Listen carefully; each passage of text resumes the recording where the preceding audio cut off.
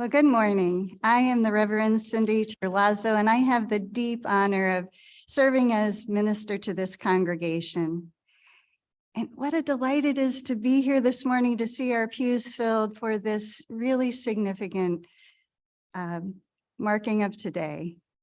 And I want to acknowledge the faith and community team that has been working so hard for several years to really do a deep dive into how can this community make a statement, make an effort to stand up and say, the world needs to change. And one of the pivotal pieces that needs changing is the way we look at how people of different skin tones are viewed in this world.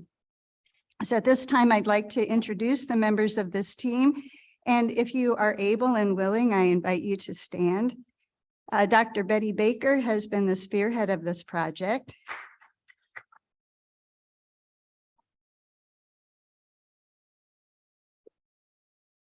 And she has been joined by Janine Weaver, Joanne Nicholson, Linda Noble, Bill Myers, Eleanor Pella, and Jenny Dumont.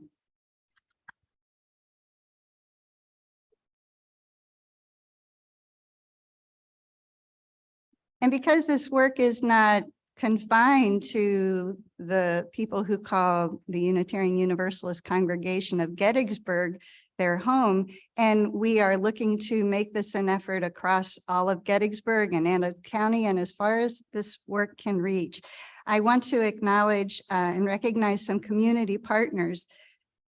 So I'd like you to stand if you're willing, and we can hold the applause till everybody has stood. So I believe we have Rita Freeling here.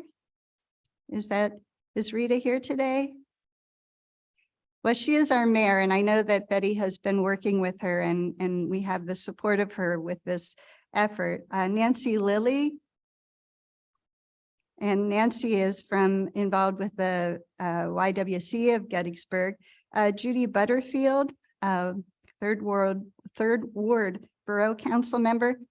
And we have some other community members, Sherry Alms, Sharon Purdy, Patty Lawson. And is there anyone else in the, I didn't get all the names, so if there's others from the community, please stand. Okay, Janet Riggs. We are so grateful for the work that you all do in the world. And anyone else here who I'm missing? Okay, you're getting pointed at somebody.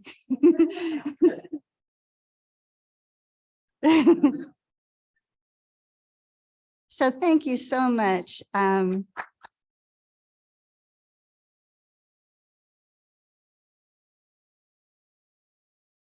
We are so grateful for all of the good work that you all do in this world, in all of your roles, your spheres of influence, because it takes all of us to really do this work.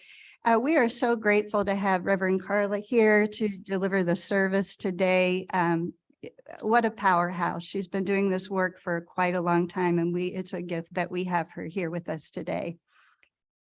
As we prepare to enter into worship together, I come to this day, a few days out of an election that had and continues to have so much on the line regarding our hopes and dreams for creating a world in which all have a place at the table. And I admit that I come to this day with a lighter heart than I did on the morning of election day. There was a meme on Facebook that summarized my feeling as I went to cast my vote. It depicted a conversation between two figures. The first asked, but what if they lose? With the response, then we keep fighting for the rights of all people. The next question was, and if they win? Oh dear girl, the answer is the same. We keep fighting for the rights of all people, today and every day. And one more little bit of welcome here as we enter into worship. I had the pleasure of hearing civil rights hero Joan Trumparo Mulholland a few days ago. She spoke in York and also in Shrewsbury. And we're going to hear a little bit more about her later on and at Time for All Ages. And I know some of you were present for that. She said, "You can never go wrong by doing what is right. It might not be easy, but it is always right.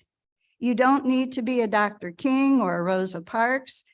Everyone can make a difference right where they are.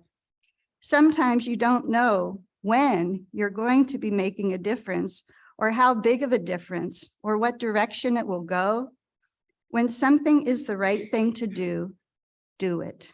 It's that simple. Remember, you don't have to change the whole world, just change your world." So let us now prepare ourselves as we enter into worship to go forth with the desire to change our worlds. And now I invite to join us the guiding force and accountability heroine of the day, who has really done just a phenomenal job of not only finding all the different voices needed, right? Because again, acknowledging our community partners, that it is not something that leads us forward if it remains purely internal.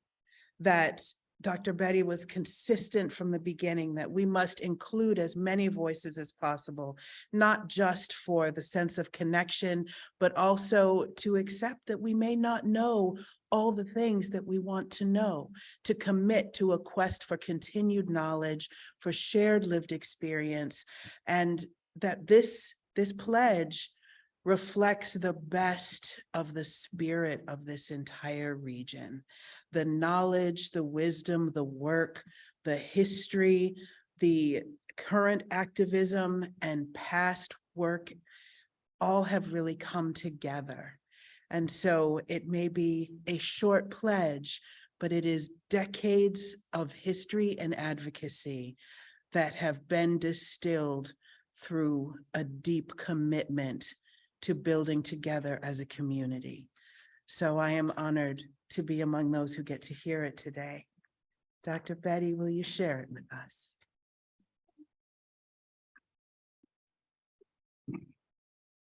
Most of you know that one person can never achieve anything. It is our committee. It is our community. And many of you in this room who have led us down this path that we intend to pursue. Thank all of you. Before I read and offer the pledge to you, I would like to thank Jason Resch, for he was the person who put all of our ideas in this beautiful document that you see on the wall. Thank you, Jason. I'd also like to add that it is important that we recognize the sacredness of this time together, understanding that change is possible.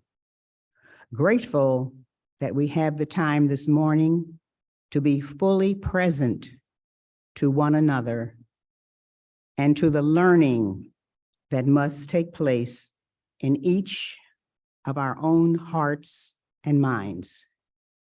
I will read the pledge now. I'm not sure, Jenny is here. Jenny Dumont, one of our key members of our committee, who worked very hard on our program today. And she's going to explain very briefly how you can sign this pledge. I'm only hoping I can see it from here.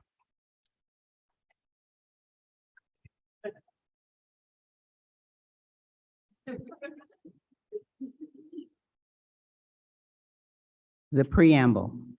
That's my girl. Oh, Miss Jenny, she has always got it right.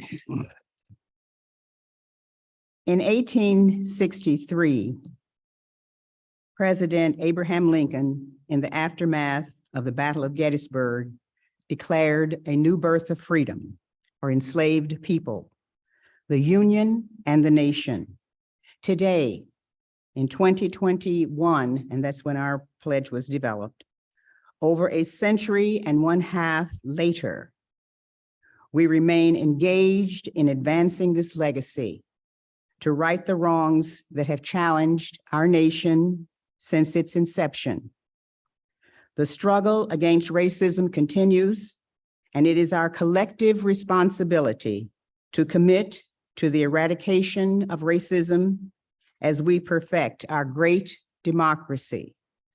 For this reason, we offer an opportunity to members of our beloved congregation and broader community to make a personal commitment to promoting racial justice by signing the Unitarian Universalists of Gettysburg Pledge to End Racism. This pledge is adapted from the first UU pledge to end racism by the First UU Church of Richmond, Virginia. I know that every person has worth. I know that every person is entitled, regardless of race or color, to dignity and respect. I know that every thought and every act of racial injustice is harmful to me as well as to others. And we are all interconnected. Therefore, from this day forward, I will strive daily to eliminate racial injustice from my thoughts and actions. Furthermore, I will actively educate myself in anti-racial, racist behaviors and principles. I will openly discourage racial injustice when witnessed. I will treat all people with dignity and respect. I will commit to engaging with others to transform Gettysburg and Adams County into a place that treats people of all races, ethnicities, and cultures with justice, empathy, and compassion.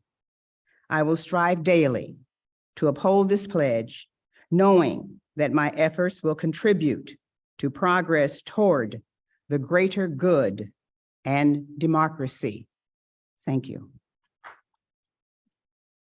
Thank you, Betty, for reading that and sharing those powerful words with the congregation and the broader community. I now invite you to sign the pledge after our service. I have a hard copy here that I'm going to leave at the end of our tables. I also have these little cards that you're welcome to take with you. It has a QR code where you just hold up your camera on your phone. It brings up our pledge and an opportunity to sign online. And it's also on our website at uugettysburg.org. I invite all of you to sign, but also to spread the news of this pledge to our greater community. Everyone is welcome to sign our pledge. We really hope that this is a community effort to uphold these values and actions, and no affiliation with the UU of Gettysburg is necessary. It's open to everybody. So thank you. Well, good morning again, friends. My name is Reverend Carla Christopher, and as Reverend Cindy mentioned earlier, I am a visitor today from the Lutheran tradition, but most importantly, from the dedicated community work of shared dedication to anti-racism.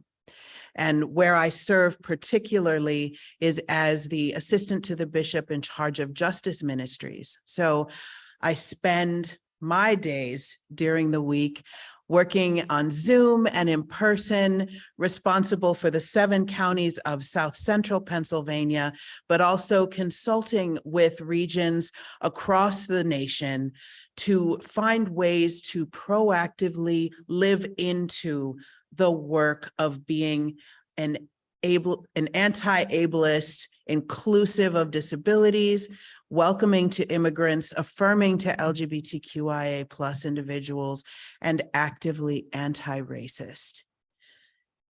That's quite a bit for a church that was the nesting place of the doctrine of discovery.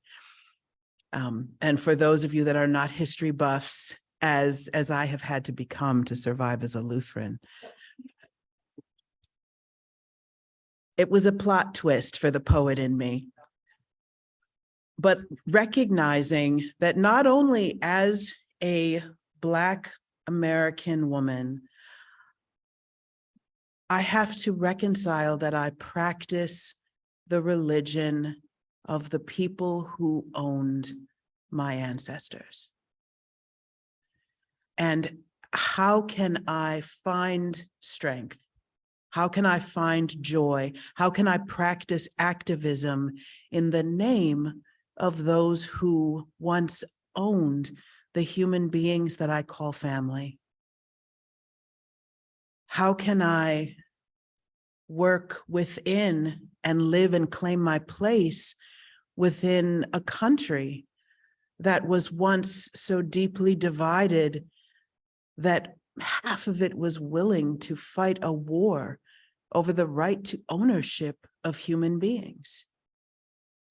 And then I remember that doing the good work has never been rooted in the necessity of perfection, but the necessity of willingness to learn, to grow, to expand and change our understanding, and to commit and commit again and commit again to that continued growth.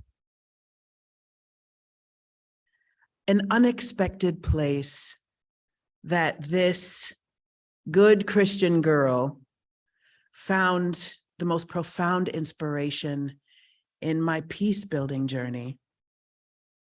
Now, you can tell by my curvaceous physique, I am probably not a power hiker. But the lure of the mountains called me.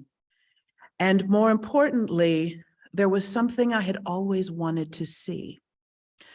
So in the heat of Arizona, and I am not a natural born embracer of sweat either,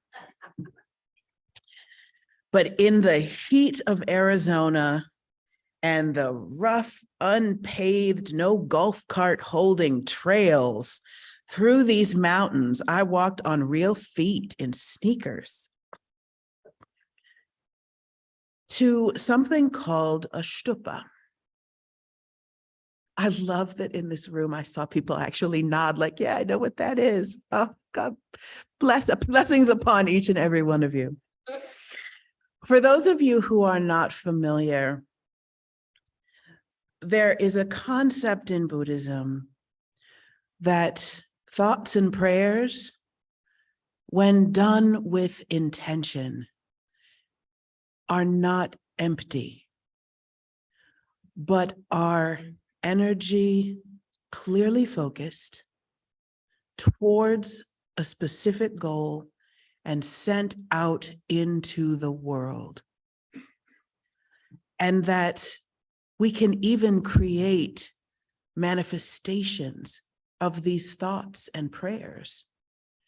And so this place that I visited in the middle of nowhere was a big, giant pillar building,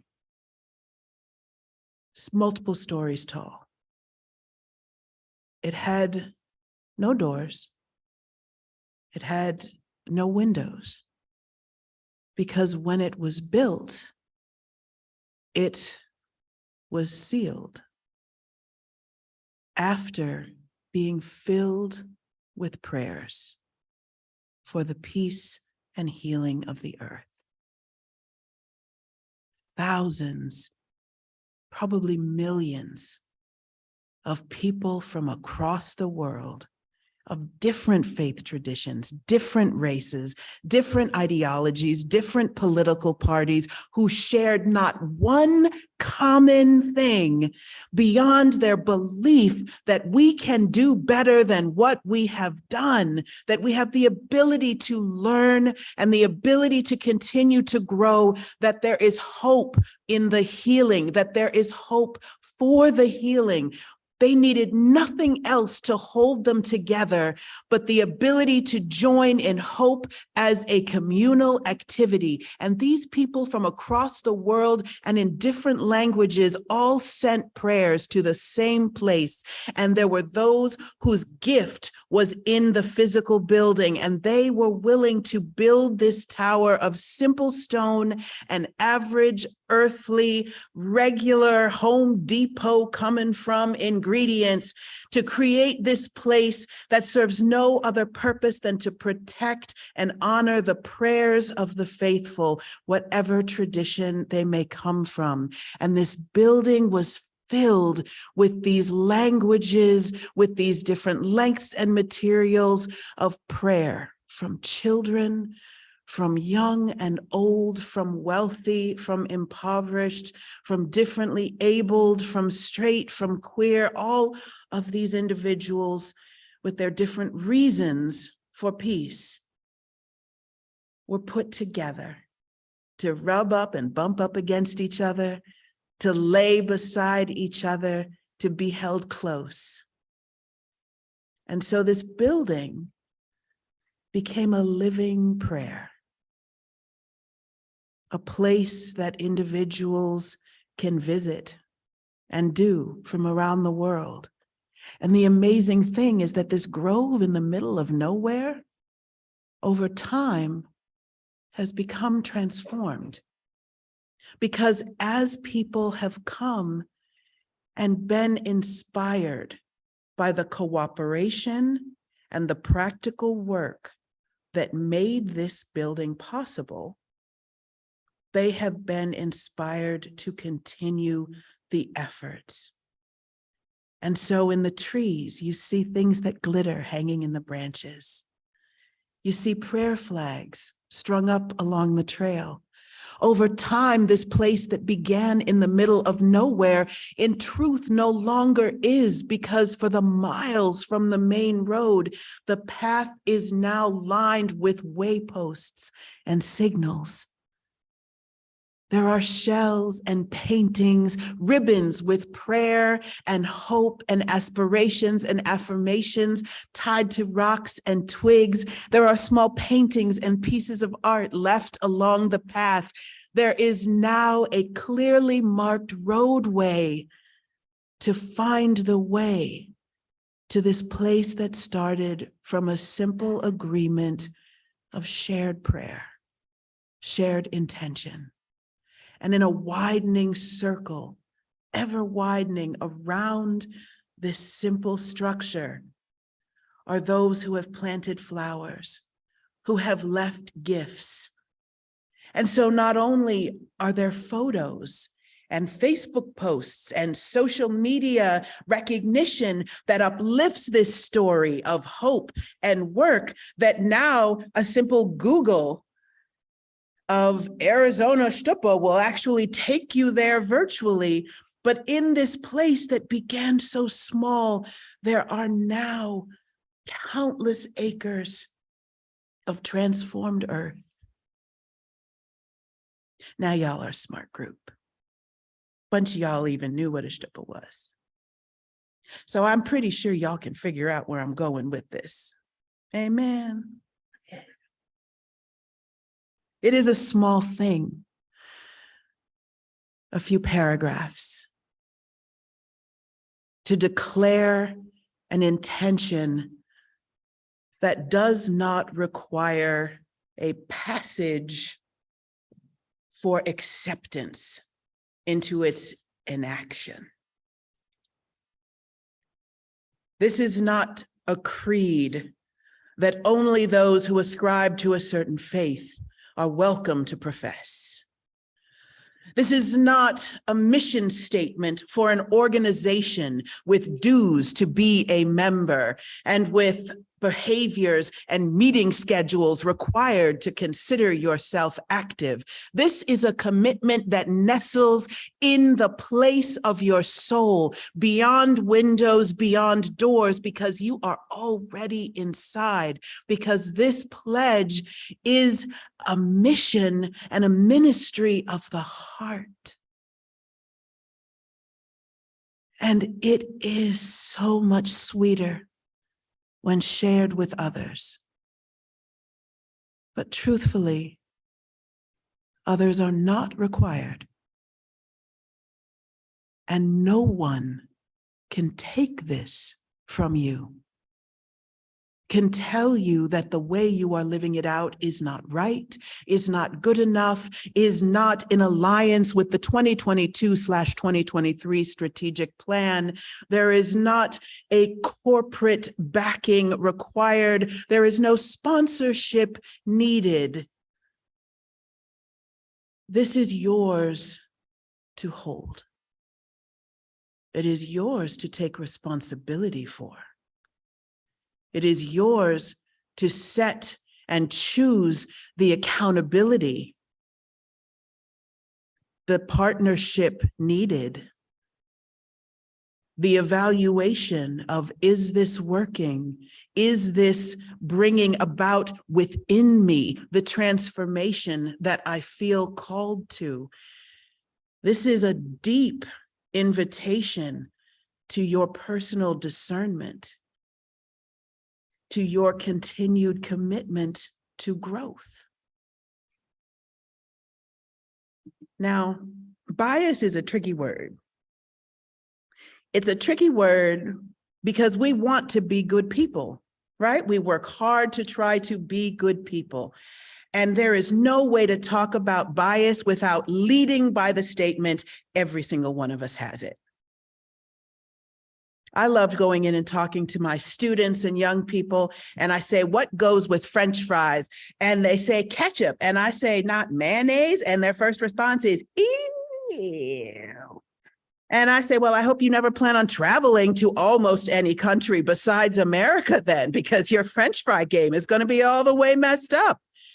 And in that moment, I say, now, not only do you have a bias which centers your way of doing things as right, but you took a whole nother step from bias into prejudice, because you said that not only is what you do right, but what someone else does or what is unfamiliar to you is actually gross. It's wrong. It's worth in you. You went straight, you like railroaded just straight over bias and took the express train to active prejudice town. And look how easy it was, how quick it was to pass judgment on something which you had never tried, on which you did not understand, on which you had done no research and no education. The emotional instinct that we have been trained to think is automatic. Instinct, my friends, a great deal of it is learned. But what is learned can be unlearned. And so training ourselves into new instinct begins with clear statements of what we consider to be right. And those things, there are ways to rewire the brain. And again, I didn't start off as a history girl. Science was close behind. But we have these lovely little parts of the brain back here. The reptile part, right? The pons and the medulla, these things that are where our instinct lies. The things that evolve to keep us, alive when we're running from a woolly mammoth with some sharpened tusks and an angry, hungry attitude. And these are the things that control those parts of our body that say when we are afraid and anxious to make our heart beat faster, to send the blood flowing through our body, that say, don't pay attention to everything, just pay attention to what's coming at you. So that tunnel vision, that narrowed vision that cuts out so much of what's happening around us. That's muscle tightness that says, be prepared to fight. Right? You know about fight or flight. That does not allow us to be relaxed. Fear is a toxic, toxic thing. And one of the things that fear does is that when these parts back here, these big luscious parts of our reptile brain Our active, this part up here, our forebrain, is receiving considerably less resource and begins to shut down. So those things like higher thought process, weighing, balancing, deciding whether or not something makes sense, evaluating it for the future, comparing and contrasting it, right? Those parts of the brain literally become incapable of doing that work. So as individuals who at our best are thoughtful and intelligent, compassionate and reasonable, each and every one of us is capable of incredible bias and active prejudice when we are afraid, when we feel threatened. It is not your fault. You can throw that on thousands of years of ancestors who decided they were not ready to fight the woolly mammoths. But we are not the same people when we allow ourselves to become afraid. And so that proactive practice of learning to love those we have been taught to fear, it's not just that hippie goodness. It's how do you keep active control of your highest self? How do you remain in the ability to even think rationally about how you want to be present in a situation? We must learn to wrestle with our fear. We must learn to contain our bias. We must learn to choose thoughtful reflection and response in a situation, not just because it's a good thing to do, but because if you even want to make a rational decision, make a thoughtful choice about how to interact with a human, your biology means that you must choose that faith, that love over fear. So how do we do that? Well, think of it as the Olympics of you're running the marathon of anti-racism. If you've got all the heart in the world, if you really want it, if you watch Chariots of Fire and you are amped and you can hear the theme song in your head, if you are ready to go and you get out there and say, I am doing my first marathon, and you've not actually run a marathon before, but you were really inspired by the movie, how much of that marathon you think you're gonna make? Heart is required. That will not get you across the finish line, babies. What is required? An intentional training program that the heart then guides the intentional and thoughtful body into a strategic plan that says, what are my strengths? What are my areas of weakness? What are, this is business, y'all know this here, my little corporate friends, we're doing a whole SWOT analysis right here, right? What are my areas of strength? What are my areas of weakness? Now, in a marathon, I know that I am stubborn as all get out, and I got these shoulders. They're ready to go. I got the strength right here, right? But these legs, they're ready to sit right down after 2 laps around the mall. So I know what I need to work on, where I need to do some pre-building in the gym before I even hit that marathon floor to do this work. So being an ally, we talked in the Ibram Kendi quote earlier today about the importance of definitions. That being an anti-racist is not just being somebody who doesn't hate folks with a different skin tone. if you are willing to sit passively by and allow someone to be hurt or harmed, either by individuals or by systems, that is not what love looks like in any language. So doing the proactive work, whether it is interrupting systems of oppression, whether it is confronting institutions of oppression, or whether it is stepping in as an ally into situations where an individual is being individually targeted. There are multiple types of racism. That means there are multiple ways to interrupt that racism. And you may be called and stronger in different areas. You may be incredibly shy or anxious, or you may just work from home and you don't get to watch a lot of acts of individual racism happening, but you may have an amazing ability to practice accounting and to help support bail funds being set up for anti-racism activists. You may have an ability to do work within your corporation to help support and start an organization for anti-racist education. There are areas of responsibility you have somewhere in your life where your skills and your opportunities, your strengths and your opportunities can be utilized to actively interrupt systemic or institutional or interpersonal racism. And within this pledge, we know that every person that is entitled to that dignity and to that respect, to stand by, to simply watch something happen and do nothing about it, that doesn't honor an individual's dignity.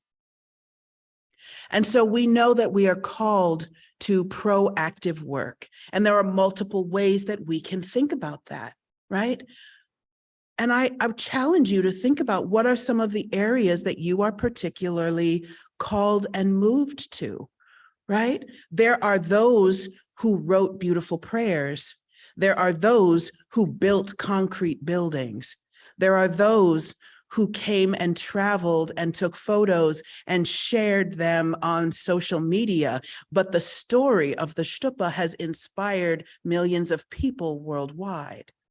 There are those of you who wrote this pledge, those of you who actually know how to use a QR code, those of you who go out into the physical spaces and are able to leave this, those of you who are widely connected in the community and who have the ability to share this through different institutions and agencies. There are 4 simple categories that I would love you to contemplate this week. Education.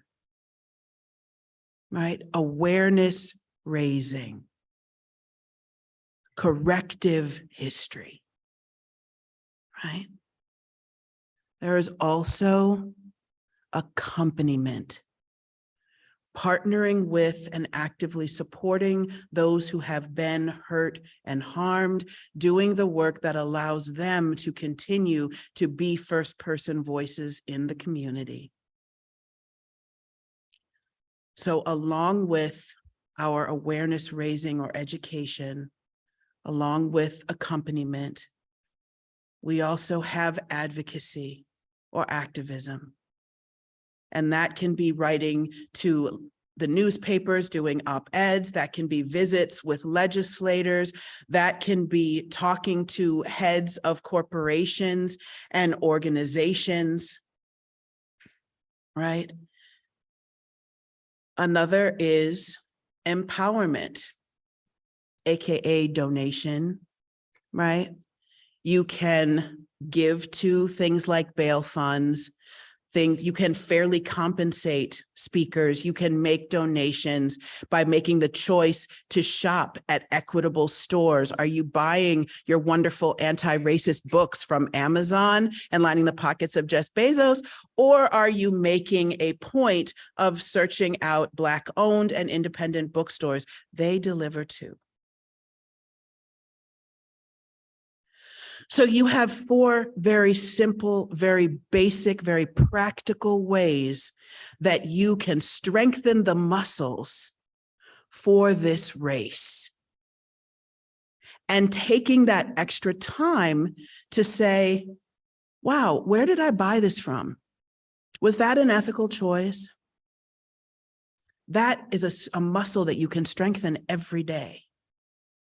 That when you read articles and you choose to make a response, that trains you, that advocacy, that activism trains you into questioning what happens in the world around you. It encourages you to be aware of what struggles your African American, your indigenous, your immigrant siblings may be going through. If you don't know their struggles, how can you be passionately battling back against them?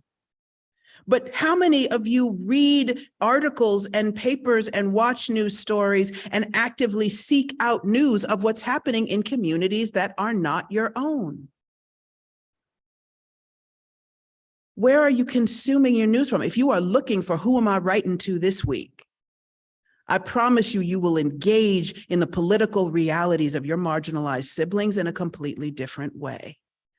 You can be healthy and do it in ways that do not overwhelm or cause despair in your spirit, but are you even checking in on a regular basis with the struggles that people that don't look like you are living through? When you are practicing awareness raising, that's going to challenge you every day. Who are you in contact with? Who are you actively interacting with? Are you sitting with the choir and preaching to them, and then you all feel really good and you maybe talk about the great documentary that you watched on Netflix? Or are you actually building relationships with those that you do not know, intentionally connecting with other organizations so that you can be sharing and educating people who don't already have this information? Are you finding creative ways, workshops, music concerts? And that's one thing I really love about this community is that y'all are. So don't think I'm calling y'all out because I haven't been watching y'all. Although your Facebook presence does not keep me as caught up as I would like it to.